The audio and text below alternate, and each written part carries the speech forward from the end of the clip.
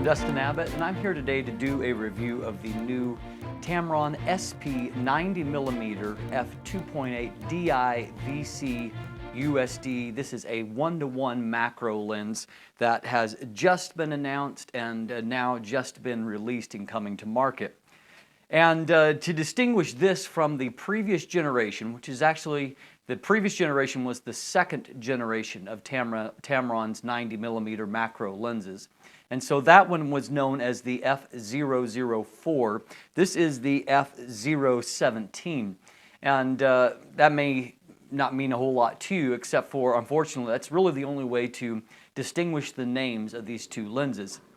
And so I reviewed the previous generation, the second generation of this lens, about 2.5 years ago. And so I found it to be quite an excellent lens. I compared it to a lens that I love a lot, which is Canon's own 100mm f2.8 L series macro IS. And they're very comparable lenses in a lot of ways. And I use this, the Canon lens, I've used it for years in a lot of ways, and it's actually been in my kit, I think at this stage, longer than any other of the modern lenses that I own. And so at the time when I reviewed that lens, I found it to be the 90mm f2.8 macro, or the F004. I found it to be quite an excellent lens and very close to my Canon in its overall performance. And so the question some might ask is, why is Tamron releasing so quickly? That lens is less than 3 years old. Why are they releasing another version of that lens already? Well, I think that there are several answers to that question, and one of those is that this lens is an update of the casing and the functionality of the previous generation lens, but it shares most of its optical traits. And I think that what they have done with this lens is very akin to what Zeiss just did with their Milvus line, in which, while there are a couple of lenses with a completely new optical formula, there are also 4 of them that are kind of modernizing existing optical formulas that were already very good. And so I see number 1 as this is a means of standardizing this very excellent lens to their new SP or Super Performance Prime Series line, to which the first lenses in that were the 35 and the 45mm f1.8 VC. They've also announced, not yet quite released, but announced an 85mm f1.8 VC, a lens that I'm really excited to get my hands on in another few weeks. And so, number 1, so it's about standardizing. But beyond that, macro lenses are typically excellent optically. And one of the kind of hidden secrets that many people don't know, they think of a macro lens as only being a lens to shoot up close of things. But the reality is that a macro lens is a very versatile tool. It's an excellent portrait lens. It's good for general purpose photography. They tend to be exquisitely sharp and have excellent optical performance all around. And also they tend to be, while not cheap, not incredibly expensive either. And so to me, some of the good macro lenses on the market are some of the best bang for buck lenses that you will find out there. And so part of that, however, is that, as I've said, macro lenses tend to already be optically excellent, and certainly the previous generation of this lens was. But what separates a good from a great macro lens really comes down to the fine details. And that's really what Tamron has attempted to address in this refresh or update of this lens. Number 1, Tamron has been kind of renowned for its vibration compensation, or VC system, for some time. Although they were newer to producing an image stabilizing system when they pioneered it, I believe on the 70-300 f4 to 5.6 VC USD lens, that right off the bat it was quickly renowned as being excellent. And I actually found the performance of that lens better than my Canon 70-300 L series lens. And so they've been very good about that. But macro lenses have unique needs. It's not just the typical stabilization of normal situations, but obviously when it comes to macro shooting and that very close focus, there are unique needs there. So part of what Tamron has done is they've revised the VC system for this new version of the lens. And so part of what they've done is add an accelerometer, and so it's able to better stabilize on the XY axis And so it just makes it a better performer at all focal lengths, but really that's being engineered in particular for macro distances. And so there's certainly an improvement in that way.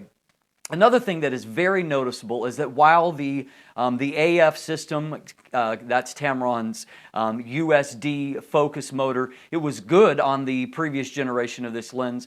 The new lens is noticeably better. It's faster in basically all situations, more minor. Your typical focus changes are basically instantaneous. But I also find that unlike the previous lens, even if you have to rack the full range of focus, which macro lenses have a big focus area because they can focus down so short. I find that this new lens actually racks focus more quickly than what my Canon does.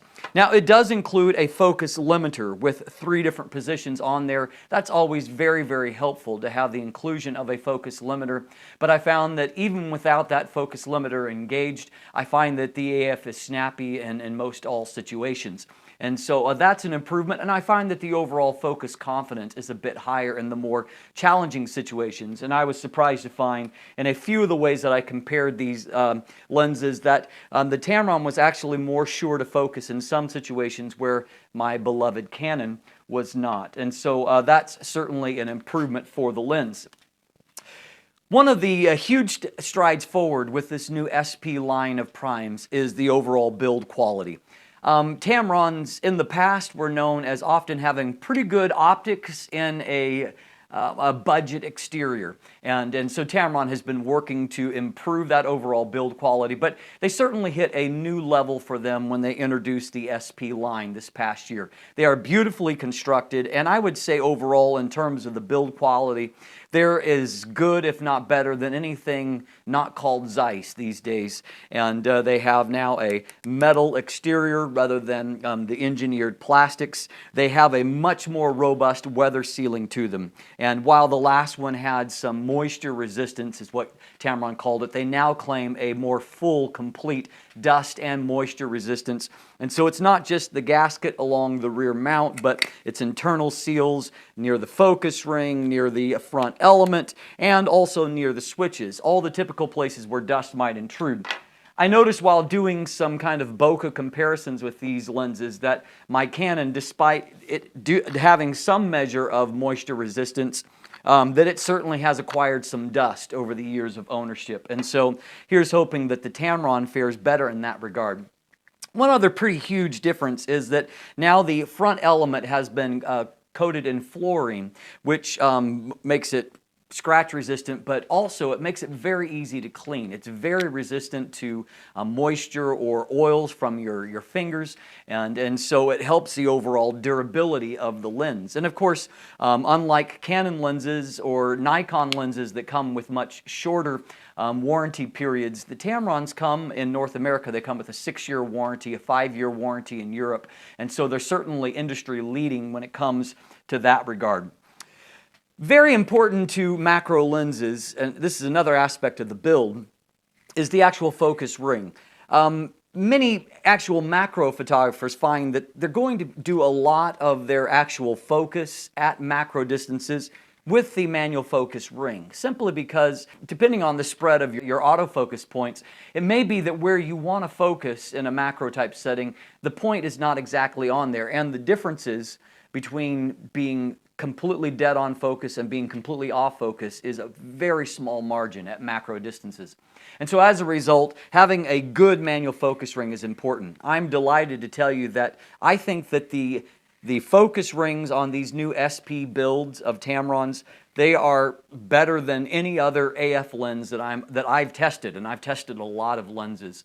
And they are very good, and in this case you have a very wide, nicely rimmed focus ring that really moves with just about the perfect amount of damping and resistance, and so it is really an exceptional lens to manually focus. That's a big plus there as well.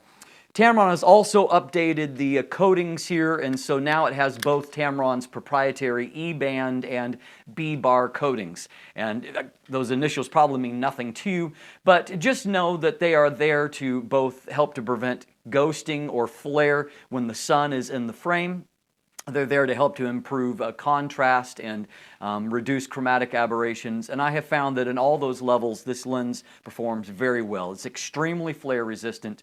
It has very, very little chromatic aberrations, which is really important at macro distances and a lot of the shiny surfaces that you end up photographing there. And then it has excellent contrast even from wide open. The overall resolution and sharpness was already very good, and really this is a very similar optical formula, but you'll find that some of these enhancements mean that your images will just have a little bit extra pop than what they did before. They've also done some work to optimize the bokeh from the lens to improve it a bit more, and so it looks nice overall. One final thing that should not be underestimated is that while it's not yet released, releasing with the 85mm f1.8 is Tamron's new Tappin Console. And it's somewhat similar in concept to Sigma's USB dock in that it will allow you to not only install firmware updates in the future to the lens, but it will also allow you to do some customizing in terms of the autofocus behavior, autofocus accuracy. But then also, and important with something like this, you can do some customizing of the focus limiter, you can do some optimizing of the vibration compensation performance. And so what it just means is that for those of you that are interested in that, not everybody has to do it, but for those of you that are interested, it gives you that extra degree of customization. Also means that you can remove some of the fears of buying a third-party lens and fearing that if Canon or Nikon updates their autofocus algorithm, that all of a sudden you'll have a lens that doesn't work right anymore. Well, having access to that console means that that's not really an issue, because you can very quickly do a firmware update to meet any of those changes to the lens itself. Now, I've hit a lot of positives here, and so if I could highlight a couple of the things that I've observed that I would say aren't quite so rosy, and that is that in a head-to-head comparison, I found that the light transmission from the Canon is still better than that of the Tamron. Somewhere around a half stop is what I estimate. And that has been in my experience. I actually own a number of Tamron lenses, and I love them. But I have noted that this is one area where Tamron tends to fall short sometimes, is that the light transmission could be a bit better. So what that means is that you need a bit more light with this to get an equivalent exposure to what you would need with the Canon. And then finally, more of a minor observation, and that is that I find that, I don't know if it's because of the accelerometer, but I find that the VC, or vibration compensation, is a little bit more noisy on this lens. Not that it's loud or obnoxious, but just a little bit more noisy than what I'm accustomed to from Tamron lenses, and that may be part of this new transition.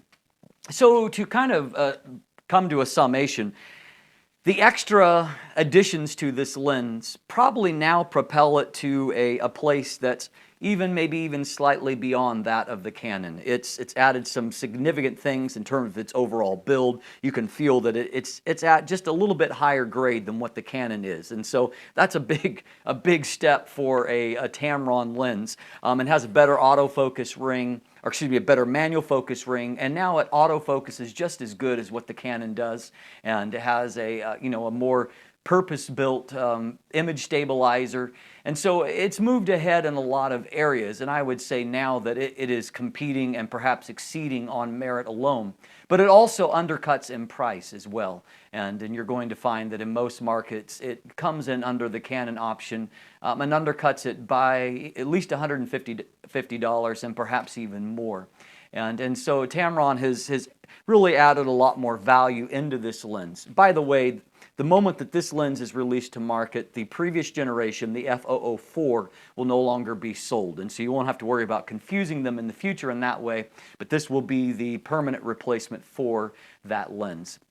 And so overall, I'm quite impressed with the changes that have been made to this lens. And as soon as I saw that they were doing the update, I could figure out pretty quickly what this was all about, because I was very impressed with the build and the design and the feature list of the new Tamron SP primes. And so this is certainly a worthy addition to those excellent lenses. I'm Dustin Abbott. If you haven't already, please subscribe. More reviews are coming very shortly. Also down below, I'll be throwing linkage to my written review and a lot of image samples and image gallery from this lens. And also there'll be some linkage there if you would like to shop and to do some buying. Thanks for watching. Have a great day. you.